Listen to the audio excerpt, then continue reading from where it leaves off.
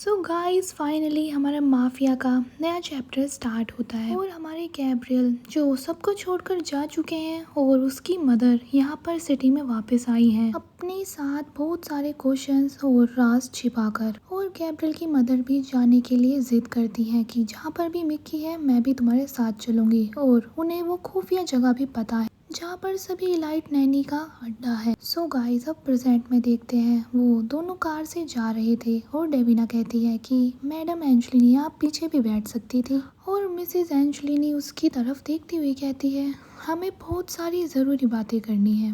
Davina ये सुनकर तो अपने मन में थोड़ी घबरा सी जाती है और कहती है क्या वाकई। और आगे मिसेस एंजलिनी कहने लगती हैं मेरा बेटा बहुत ज़्यादा ज़िद्दी है और सीक्रेटिव भी है और जल्दी किसी पर भरोसा भी नहीं करता। उसने यही सब तो अपने फादर से सीखा है इज़राइल के बिल्कुल ऑपोजिट। उसमें प्रोटेक्टिव करने की एक ऐसी भावना है जो उसे काफ़ी हद तक प्रिडिक्टेबल बना दिया जिसका अंदाज़ा लगाया जा सकता है। मैंने उसे जोखिम ना लेने के लिए कहा था लेकिन उसकी सारी कोल्ड कैलकुलेशन के बावजूद वह अपने दिल के मामले में बिल्कुल मूर्ख है। और यहाँ पर नोना किस बारे में बात कर रही है डेविना भी समझ जाती है और थोड़ी भोली बनकर कहने लगती है मैं ये बात नहीं समझी। नोना उसकी एक्टिंग देखकर उसकी तरफ घूर कर कह रही होती है क्या उसने अपनी सारी प्लानिंग तुम्हें बताई है। ये सुनकर तो डेविना थोड़ी अकड़ सी जाती है और घबरा जाती है और कहती है कौन सी वाली। और आगे नोना कहने लगती है वही जिसमें वह उस काम को अंजाम देगा जो एमलाइन ने शुरू किया था। यहाँ पर गैब्रियल की वाइफ की बात हो रही है जिसका नाम एमलाइन है और वो आगे कहती है वह काम में सफल होना चाहता है जहाँ वो एमलाइन नहीं हो सकी थी। सुनकर डेविना घबरा कर मन में सोचती है काश ये इतना सिंपल होता। डेविना की इस चुप्पी से ही मिसेस एंजलिनी समझ जाती है उसे घूरती हुई कहने लगती है तुम्हें ये मंजूर नहीं है। गुड फिर तो तुम में गैब्रियल से ज़्यादा ही सेंस है।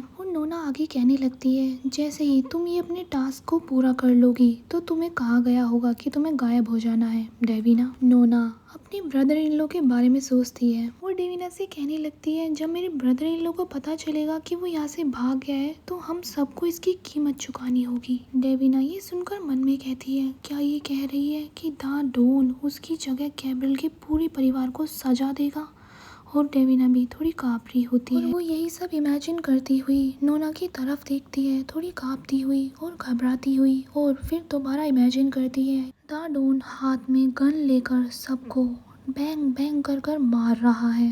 यही सब सोचने के कारण हमारी डेविना चुप होती है। नोना काफ़ी कामली कहने लगती है इतनी हैरान मत हो यह चीज़ें इसी तरह चलती है अगर तुम इस जिंदगी से मतलब माफिया लाइफ में रही होती तो समझ जाती। और काफ़ी सैडली कहती है लेकिन मुझे पता है कि तुम्हारे पास भी कोई चॉइस नहीं था और मेरा समय भी कम होता जा रहा है। मैं तुम्हें तुम्हारे पेरेंट्स के बारे में जो हुआ वो सब सच बताना चाहती हूँ और फिर मैं आखिरी बार अपने ग्रैंड चाइल्ड मतलब मिकी को देखना चाहती हूँ। और नोना काफ़ी दुखी होकर उसकी तरफ देखती है और काफ़ी उम्मीद से और कहने लगती है डेविना मुझे पता है कि तुम्हें ऑर्डर मिले हैं लेकिन प्लीज़ प्लीज़ मुझे अलाउ करो मैं उसे आखिरी बार गुड बाय कहना चाहती हूँ। डेविना उसे देखती हुई हैरानी से सांस भरती है और मन में कहती है तो इसीलिए इन्होंने साथ आने की जिद की थी। उन्हें उम्मीद है कि मैं मिक्की को लेकर भाग जाऊंगी और वह मुझे जाने देने के लिए तैयार है। वह खुद कीमत चुकाने को तैयार है। जब डॉन को पता चलेगा गैब्रियल आखिर क्या सोच रहा है। डेविना गैब्रियल के बारे में सोचते ही अपने कार के स्टीयरिंग को कसकर पकड़ती है और काफ़ी खतरनाक लग रही होती है और आगे कहती है इस प्लान ने तो सबको खतरे में डाल दिया है। और डेविना नोना की ओर देखती हुई कहती है मैं मिक्की को कहीं नहीं लेके जा रही और मन में कहती है फिलहाल के लिए तो नहीं। ये सुनने के बाद तो नोना उसकी ओर देखती है चिंता करती हुई और कहती है तुम मेरे बेटे के कहे हुए ऑर्डर नहीं मानोगी। डेविना घबराते हुए कहने लगती है गैब्रियल हमेशा सही नहीं होता और सैडली सोचने लगती है मुझे पूछना ही होगा इसी वजह से मैंने ये काम लिया था। और वो अपने उसी पास्ट की आग को याद करती है जिसमें उसका घर जला था और मन ही मन कहने लगती है इसी वजह से तो मैं इतनी जल्दी और इतनी गहराई से इसमें उतर गई। यही कारण था कि मैंने इतने समय तक गैब्रियल को खुद से दूर रखा। मैं सभी चीज़ों के लिए पहले रेडी नहीं थी लेकिन मेरी फीलिंग्स गैब्रियल के लिए और मिक्की की प्रोटेक्ट करने की मेरी ज़रूरत मुझे लगा कि सब जानने से ये चीज़ उलझ जाएंगी। मुझे लगा कि बीता हुआ कल इंतज़ार कर सकता है लेकिन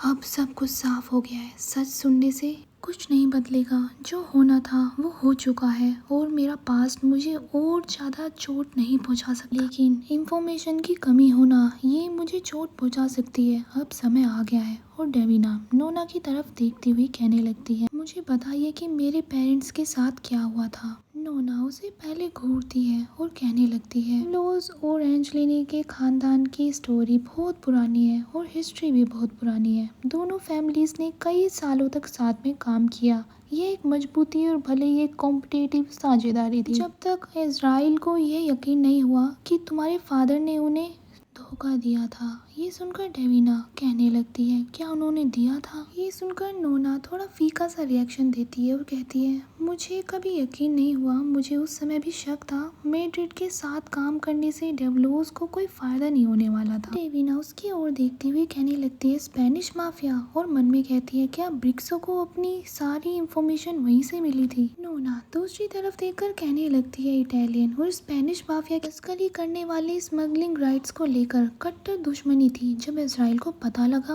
कि डेवलोस उसके एनिमीज के साथ मिले हुए हैं, ये सुनने पर ही इजराइल गुस्से में उबलने लगा। मैंने उसे सावधानी बरतने की सलाह दी थी, लेकिन इजराइल गद्दारी बर्दाश्त नहीं कर सकता था। नोना डेविना को घूरते हुए कहती है, वहाँ एक पार्टी थी। डेविना याद करते हुए कहती है, मुझे याद है। नोना अपना सर दूसरी तरफ घुमा लेती है और कहने लगती है, मुझे लगा ही था इजराइल उस पार्टी में शामिल हुआ था और वहीं उसे तुम्हारे पेरेंट्स के बिट्रेल का प्रूफ मिला था। ये सुनकर डेविना को भी थोड़ा गुस्सा आता है और वो उसकी ओर देखकर कहने लगती है, किस तरह का प्रूफ। गाइस, ये वही पार्टी है जहाँ पर गैब्रियल ने पहली बार डेविना को अपने फादर के साथ डांस करते हुए देखा था। उस समय भी इजराइल अपने जैसे ही अपने बेटे को बनाने की कोशिश कर रहा था, उसके कान भर रहा था, लेकिन गैब्रियल की नजर सामने हमारी डेविना और उसके फादर के डांस पर थी, जो आपस में काफी ज्यादा खुश लग रहे थे। और प्रेजेंट में नोना बताने लगती है, उसने मुझे कभी बताया नहीं, लेकिन वो ब्लड फेड वाली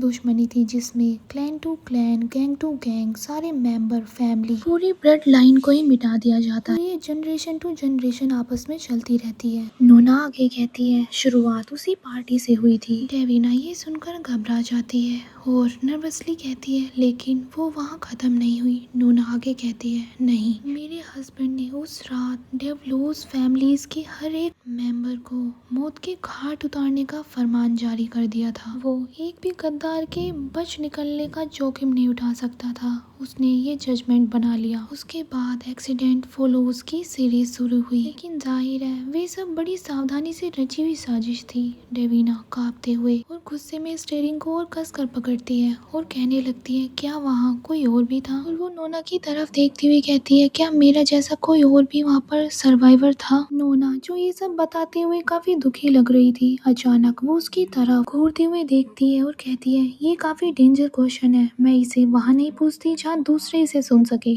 डेविना बोलती है, मैं समझ गई, और मन में कहती है, अगर उसे पता भी होता तो भी वो मुझे नहीं बताएगी। नोना आगे कहने लगती है काफी सैड होकर, जब ये सब हुआ तब मैं इजराइल से अलग हो गई। इजराइल से अलग होने का दर्द उसकी आंखों में साफ दिख रहा था। और डेविना जो ये सुनकर एक गहरी सांस भर लेती है और उसकी आंखें खुल जाती हैं। तुम्हारे और मेरे बीच मतभेद के बावजूद तुम्हारी माँ मुझे बहुत ज्यादा ही डियर थी और मैं फैमगेलिया से पीछे हट गई। जो भी परिवार का कारोबार था, मैंने उनसे दूरियां बना ली। मैंने उसे बताया भी था कि तुम्हें किसी ने बेवकूफ बनाया है, कोई तुम्हारे साथ खेल रहा है, और मैं दुख मनाने के लिए उस सिटी को ही छोड़कर चली गई। उसके बाद मैंने उसे कभी भी जिंदा नहीं देखा। यही सारा दर्द हम नोना की आंखों में देखते हैं। वो आगे कहती है, डेवलोस खानदान के आखिरी चिराग को इस तरह से धरती से मिटाने के कुछ महीनों बाद ही मेरे हस्बैंड की भी डेथ हो गई। नोना डेविना की ओर देखकर कहती है, मैं ये सब कंसोल करने के लिए नहीं कह रही हूँ, बल्कि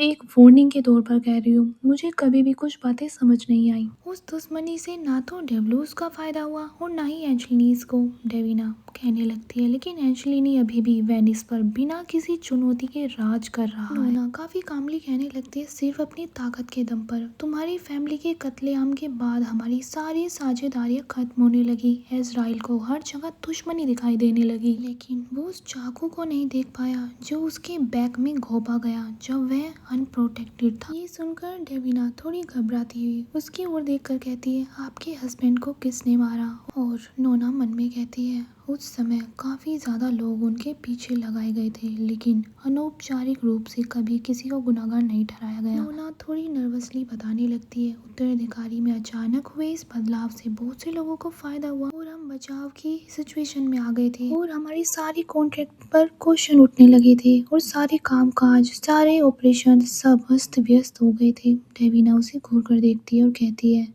दूसरे शब्दों में कहे तो। और नोना भी सेम वे में उसे घूर कर देखती हुई कहती है, आज तक हमें नहीं पता लगा कि वह कौन था। एंड गाइस, यहाँ पर अभी भी सस्पेंस बना हुआ है, देखते हैं आगे क्या होता है। सो ये एपिसोड यहीं पर एंड हो जाता है। आपको कैसा लगा कमेंट में ज़रूर बताना और नेक्स्ट वीक नेक्स्ट एपिसोड आएगा। Thank you.